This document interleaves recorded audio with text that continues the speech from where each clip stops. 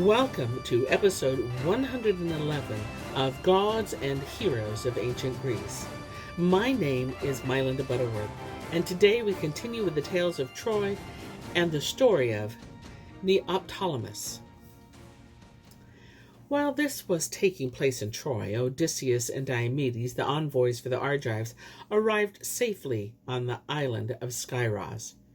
Here, in front of his grandfather's house, they met Pyrrhus, the young son of Achilles, whom the Argives later called Neoptolemus, which means the young warrior. He was practicing shooting with the bow, casting the spear, and riding the chariot with its swift horses. They watched him a while and noticed signs of grief in his face, for he had already been told of his father's death. As they came closer, they were amazed to see how greatly the youth resembled Achilles in stature and face. Pyrrhus hailed them first. "Welcome, strangers," he said. "Who are you, and where have you come from? What is it you want from me?" Odysseus replied, "We are friends of Achilles, your father, and have no doubt that we are speaking to his son. You are so like him. I am Odysseus of Ithaca, and son of Laertes. And this is Diomedes, son of immortal Tydeus. We have come because Calchas, the soothsayer, told us that the war of Troy would end in our favor provided we brought you to the battlefield. The Acheans will give you splendid gifts, and I myself the weapons which Hephaestus made for your father, and which were awarded to me." Joyfully Pyrrhus answered, "If the Acheans have called me because a god commanded them to do so, then let us put to sea tomorrow morning. But now come with me and refresh yourself at my grandfather's board." When they reached the palace, they found Didymia, the widow of Achilles, brooding in sorrow with tearful eyes. Her son went up to her, but though he told her who the strangers were, he concealed the reason for their coming, for he did not want to add to her grief. The heroes satisfied their hunger and thirst and then lay down to sleep. But Didymia did not close her eyes.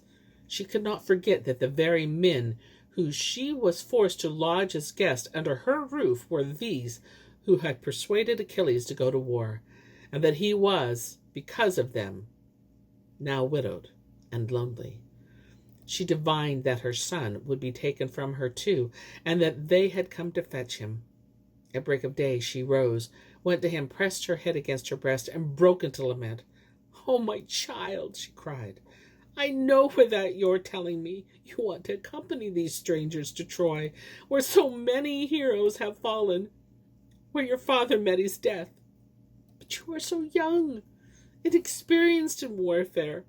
Listen to your mother. Stay at home with me, for otherwise I shall surely hear one day that my son has fallen in battle just like his father." But Pyrrhus replied, "Mother, do not bewail what has not yet happened. And besides, no man falls in battle against the will of the fates. If death is allocated to me, what better thing could I do than to die worthy of my ancestors, to die for the people of Greece?" Then Lycomedes, his grandfather, rising from his couch, confronted his grandfather and said, "I know that you are just as gallant as your father was. But even should you survive the battle of Troy, who knows what dangers may lurk on your homeward journey, for the sea is never safe." Then he kissed the boy, and he did not try to dissuade him from his purpose. Pyrrhus smiled, a young and happy smile. He gently disengaged himself from his mother's embrace and left the palace behind him, striding ahead on his slender, long legs. He looked as radiant as a star. After him came Odysseus and Diomedes, and 20 of Didymia's trusted servants. When they reached the shore, they at once boarded the ships. Poseidon granted them a good voyage, and soon, in the first faint light of dawn, they saw the peaks of Ida, then the city of Crissa, the promontory of Sigeum, and the grave of Achilles. But Odysseus did not tell the boy whose burial mound they were passing. Silently they sailed by the island of Tenedos and on toward Troy. They neared the coast just as the fight for the wall which protected the ships was fiercest. and Eurypylus would have torn it down had not Diomedes leaped ashore and called to the others to follow him. They hurried to the nearest house, that of Odysseus, and armed themselves with his own weapons and with the arms he had captured. Neoptolemus girt on the armor of Achilles his father, which was too large for the other Acheans. But the cuirass and the helmet fitted him as though they had been made for his body and his head. He handled the heavy spear, the sword, and the shield with the utmost ease and stormed to the field, the rest in his wake. And now the Trojans were forced to retreat from the wall, like children who have been frightened by thunder and flee to their father. They crowded around the son of Telephus, but every missile Neoptolemus hurled brought death to a Trojan, and in their despair they thought they saw Achilles risen from the grave, and surely his father's spirit was with Neoptolemus, and Athene, who had always helped Achilles, now protected his son as well. As snowflakes sift around a cliff, so the enemy missiles rained about him without so much as scratching his skin. One victim after another he slew to avenge his father.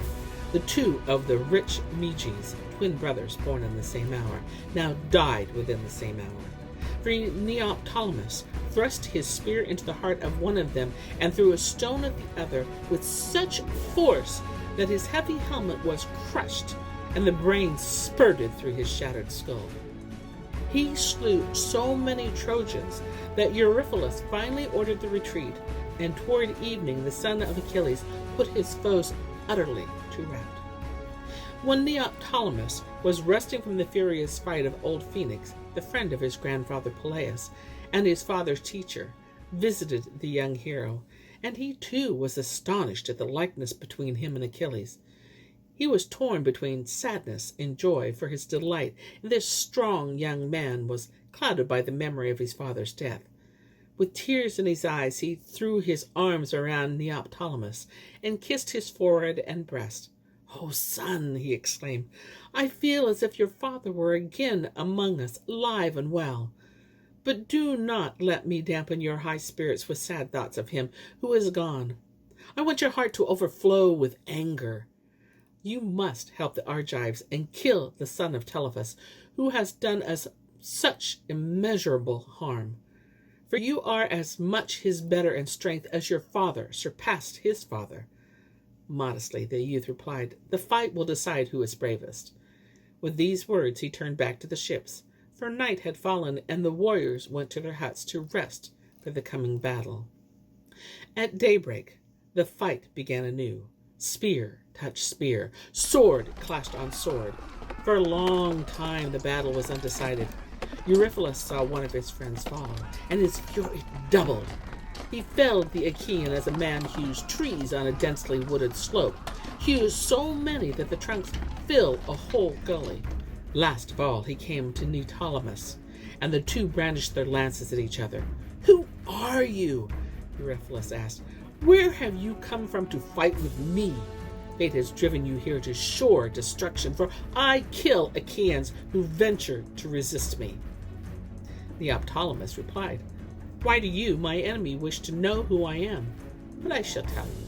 I am the son of Achilles, who wounded your father in times gone by. The horses which draw my chariot are the swift children of Zephyr and a harpy, and they can race even across the foaming sea. My lance comes from the peak of Pelion. It is my father's lance, and now you shall feel its force." So spoke the hero, and he leaped from his chariot with lifted spear. Eurypylus hurled a huge stone at his golden shield, but it did not so much as dent the metal. Like the two beasts of prey, the two ran at each other, and to the right and left of them the battle raged through the long rows.